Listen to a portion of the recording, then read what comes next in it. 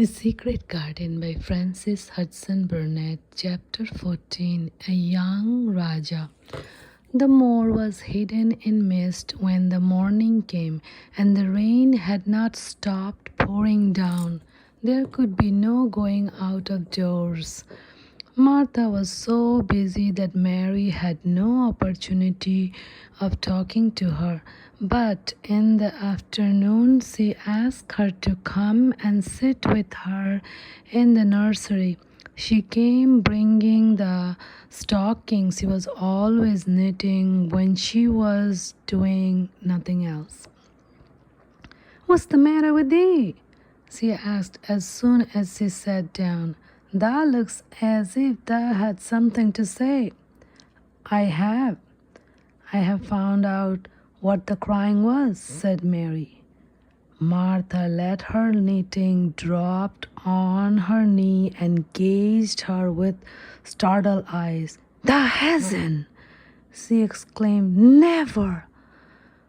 "I heard it in the night," Mary went on, "and I got up and went to see where it came from. It was Colin. I found him." Martha's face became red with fright. Miss Mary," she said, half crying, "thou shouldn't have done it. Thou shouldn't. Thou'll get me in trouble. I never told thee nothing about him, but thou'll get me in trouble. I shall lose my place, and what will mother do?"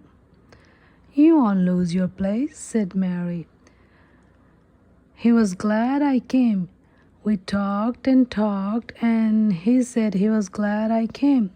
"Was he?" cried Martha. "Aren't thou sure? Thou doesn't know what it's like when anything vexes him. He's a big lad to cry like a baby, and when he is in a passion he will fair scream just to frighten us. He knows us daren't call our soul our own." "He wasn't vexed," said Mary. "I asked him if I should go away, and he made me stay.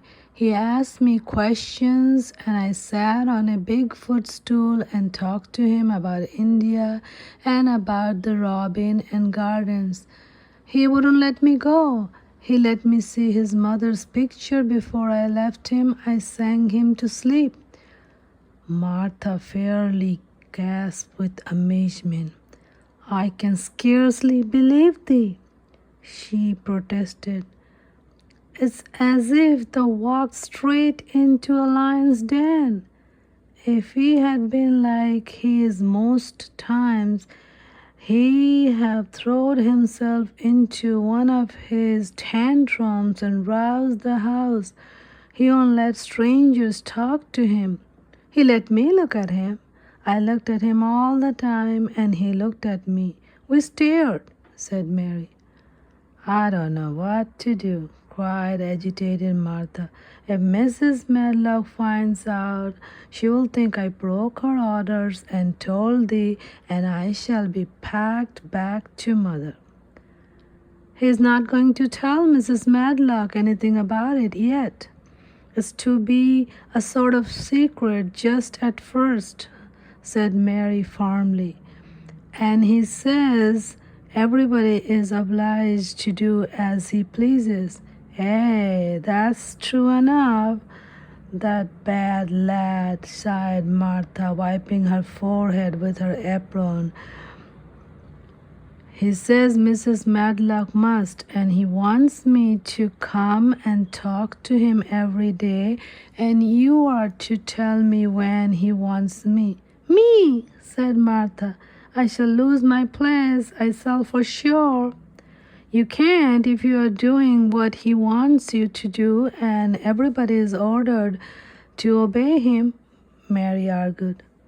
"Does thou mean to say," cried Martha with wide open eyes, "that he was nice to thee?" "I think he almost liked me," Mary answered. "Then thou must have bewitched him," decided Martha, drawing a long breath. "Do you mean magic?" inquired Mary. I have heard about magic in India, but I can't make it. I just went into his room and I was so surprised to see him. I stood and stared, and then he turned around and stared at me, and he thought I was a ghost or a dream, and I thought perhaps he was. And it was so queer being there alone together in the middle of the night and not knowing about each other. And we began to talk, ask each other questions. And when I asked him if I must go away, he said I must not. The world's coming to an end, gasped Martha. What's the matter with him? Asked Mary. Nobody knows for sure and certain, said Martha. Mr. Craven went off his head like when he was born. The doctors thought he would have to be put in asylum. It was because Mrs. Craven died, like I told you. He wouldn't set eyes on the baby. He just raved and said it'll be another hunchback like him and you'd better die. Is Colin a hunchback? Mary asked. He didn't look like one.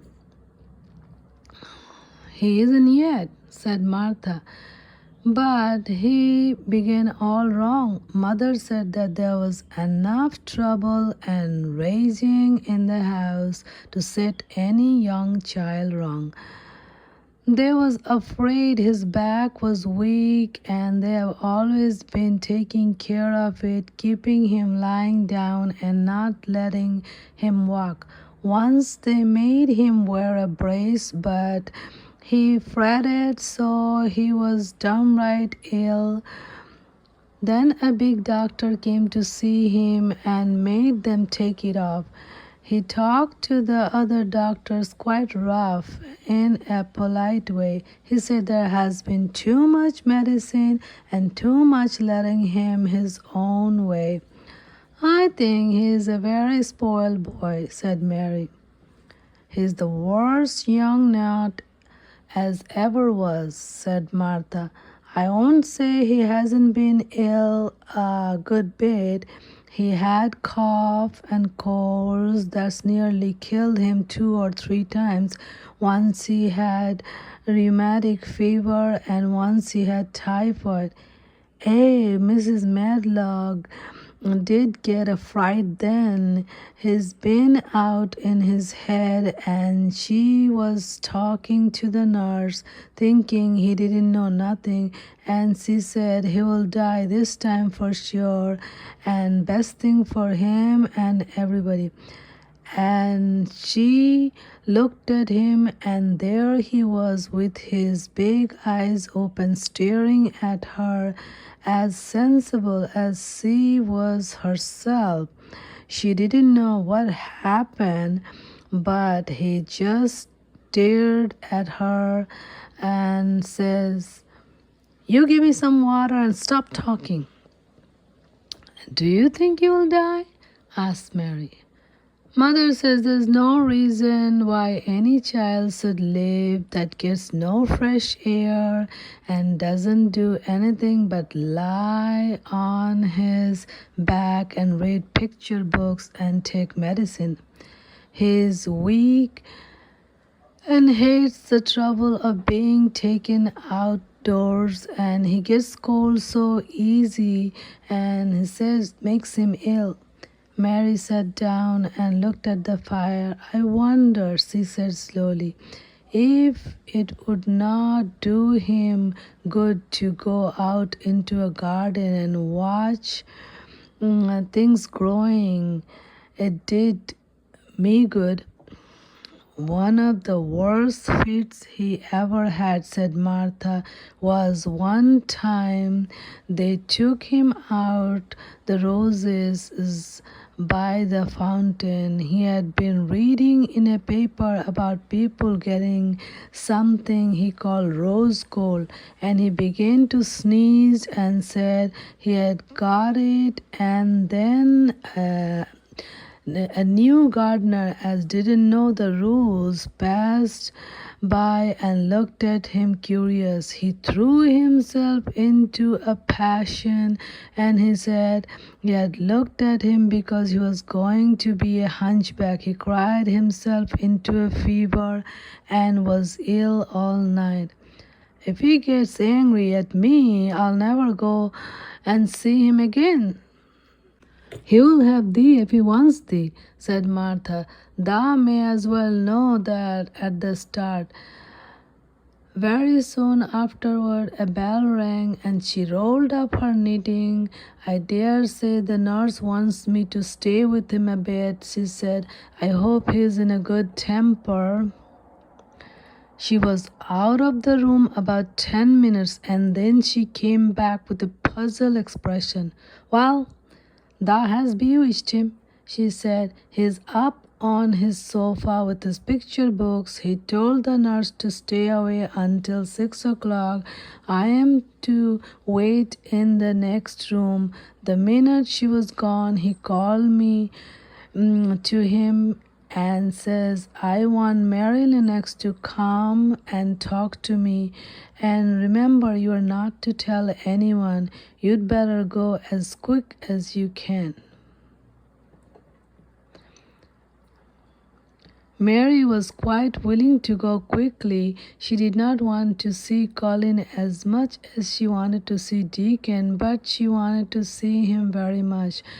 There was a bright fire on the hearth when she entered his room, and in the daylight she saw it was a very beautiful room indeed. There were rich colors in the rugs and hanging and pictures and books on the wall, which made it look glowing and comfortable even in spite of the gray sky and falling rain.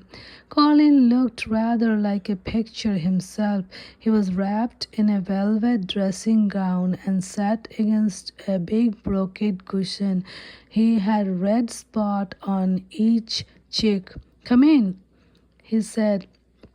I have been thinking about you all morning. I have been thinking about you too, answered Mary. You don't know how frightened Martha is. She says Mrs. Medlock will think she told me about you and then she will be sent away. He frowned. Go and tell her to come here, he said. She is in the next room. Mary went and brought her back. Poor Martha was shaking in her shoes. Colin was still frowning. Have you to do what I please or have you not? He demanded. I have to do what you please, sir, Martha faltered, turning quite red. Has Medlock to do what I please? Everybody has, sir, said Martha. Well, then, if I ordered you to bring Miss Mary to me, how can Medlock send you away if she finds it out? Please don't let her, sir, pleaded Martha. I'll send her away if she dares to say a word about such a thing, said Master Craven grandly. She wouldn't like that, I can tell you. Thank you, sir, bobbing a curtsy. I want to do my duty, sir. What I want is your duty, said Colin more grandly still. I'll take care of you. Now go away. When the door closed behind Martha, Colin found Mistress Mary gazing at him as if he had set her wondering. Why do you look at me like that? He asked her. What are you thinking about? I'm thinking about two things. What are they? Sit down and tell me. This is the first one, said Mary, sitting herself on the big stool. Once in India, I saw a boy who was a Rajah. He had rubies and emeralds and diamonds stuck all over him. He spoke to his people just as you spoke to Martha. Everybody had to do everything he told them. In a minute, I think they would have been killed if they hadn't. I shall make you tell me about Rajah's presently, he said. But first tell me what the second thing was. I was thinking, said Mary, how different you're from Deacon. Who's Deacon? He said. What a queer name. She might as well tell him. She thought she could talk about Deacon without mentioning the secret garden. She had liked to hear Martha talk about him. Besides, she longed to talk about him. It would seem to bring him nearer. He is Martha's brother. He's 12 years old, she explained. He's not like anyone else in the world. He can charm foxes and squirrels and birds, just as the natives in India charm snakes. He plays a very soft tune on a pipe and they come and listen. There was some big books on a table at his side and he dragged one suddenly toward him. There's a picture of a snake charmer and this, he exclaimed. Come and look at it. The book was a beautiful one with superb color illustration and he turned to one of them. Can he do that? He asked eagerly. He played on his pipe and they listened, Mary explained. But he doesn't call it magic. He says it's because he believes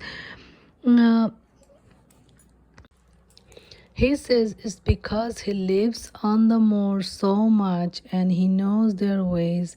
He said he feels something as if he was a bird or a rabbit himself.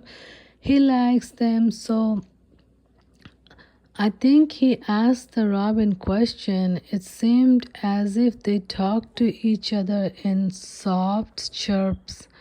Colin lay back on his cushion and his eyes grew larger and larger and the spots on his cheek burned.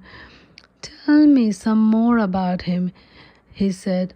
He knows all about eggs and nests, Mary went on, and he knows where foxes and badgers and otters live. He keeps them secret so the other boys won't find their holes and frighten them. He knows about everything that grows or lives on the moor. Does he like the moor? Said Colin. How can he when it is such a great bare, dreary place? It's the most beautiful place, protested Mary. Thousands of lovely things grow on it, and there are thousands of little creatures all busy building nests and making holes and burrows and chirping or singing or squeaking to each other. They're so busy and having such fun under the earth or in the trees or heather. It's their world. How do you know all that? Said Colin, turning on his elbow to look at her. I have never been there once, really, said Mary, suddenly remembering. I only drove over it in the dark. I thought it was hideous. Martha told me about it first and then Deacon. When Deacon talks about it, you feel as if you saw things and heard them and as if you were standing in the heather with the sun shining and the grows smelling like honey and all full of bees and butterflies. You never see anything if you are ill, said Colin restlessly. He looked like a person listening to a new sound in the distance and wondering what it was.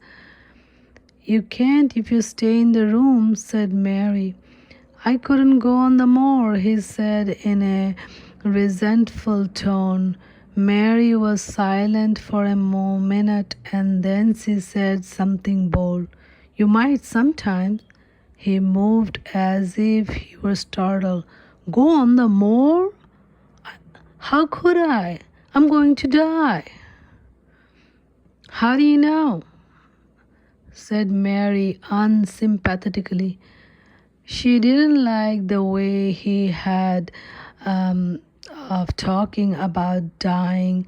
She did not feel very sympathetic. She felt rather as if he almost boasted about it. "Oh, I have heard it ever since I remember," he answered crossly. "They're always whispering about it and thinking I don't notice. They wish I would too." Mistress Mary felt quite contrary. She pinched her lips together. "If they wished I would," she said, "I wouldn't. Who wishes you would?" The servants, and of course Dr. Craven, because he would get measles with and be rich instead of poor. He daren't say so, but he always looks cheerful when I'm worse. When I had the typhoid fever, his face got quite fat. I think my father wishes it too." "I don't believe he does," said Mary quite obstinately. That made Colin turn and look at her again. "Don't you?" he said. And then he lay back on his cushion and was still, as if he were thinking, and there was quite a long silence. Perhaps they were both of them thinking strange things children do not usually think. "I like the grand doctor from London because he made them take the iron thing off," said Mary at last. "Did he say you're going to die?" "No." "What did he say?" "He didn't whisper," Colin answered. "Perhaps he knew I hated whisper. I heard him say one thing quite loud. He said the lad might live if he would make up his mind to it. Put him in the humor." It sounded as if he was in a temper. "I'll tell you who would put you in the humor, perhaps," said Mary, reflecting. She felt as if she would like this thing to be settled one way or the other. "I believe Deacon would. He always talking about live things. He never talks about dead things or things that are ill. He is always looking up in the sky to watch birds flying or looking down at the earth to see something growing. He has such round blue eyes, and they are so wide open with looking about, and he laughs such a big laugh with his wide mouth, and his cheeks are as red as cherries." She pulled her stool nearer to the sofa, and her expressions quite changed at the remembrance of the wide curving mouth and wide open eyes. "See here," she said, "don't let us talk about dying. I don't like it. Let's talk about living. Let us talk and talk about Deacon, and then we will look at your pictures." It was the best thing she could have said. To talk about Deacon meant to talk about the moor and about the cottage and the 14 people who lived in it on 16 shillings a week, and the children who got fat on the moor grass like the wild ponies, and about Deacon's mother and the skipping rope and the moor with the sun on it, and about pale green points sticking up out of the black sod. And it was all so live that Mary talked more than she ever talked before, and Colin both talked looked and listened as he had never done either before, and they both began to laugh over nothing as children will when they are happy together. And they laughed so that in the end they were making as much noises as if they had been two ordinary, healthy, natural 10-year-old creatures instead of a hard, little, unloving girl and a sickly boy who believed that he was going to die. They enjoyed themselves so much they forgot the picture and they forgot about the time. They had been laughing quite loudly over Ben Weatherstaff and his robin, and Colin was actually sitting up as if he had forgotten about his weak back when he suddenly remembered something. Do you know there is one thing we have never once thought of? He said. We are cousins. It seemed so queer that they had talked so much and never remembered this simple thing, that they laughed more than ever because they had got into the humor to laugh at anything. And in the midst of the fun, door opened and in walked Dr. Craven and Mrs. Medlock. Dr. Craven startled in actual alarm, and Mrs. Medlock almost fell back because she had accidentally bumped against her.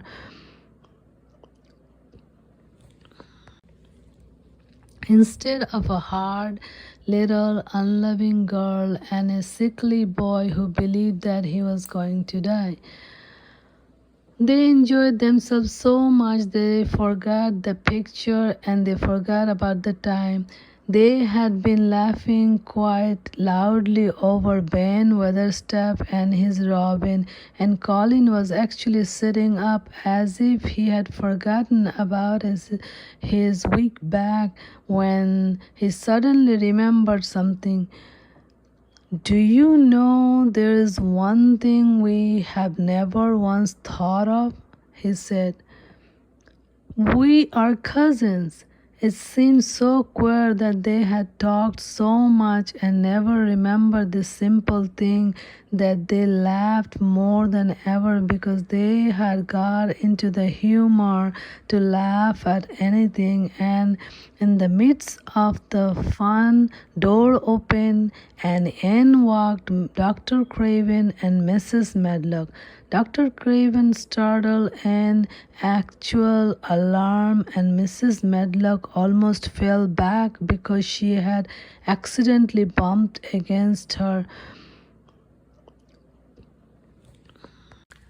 Dr. Craven started in actual alarm, and Mrs. Medlock almost fell back because he had accidentally bumped against her.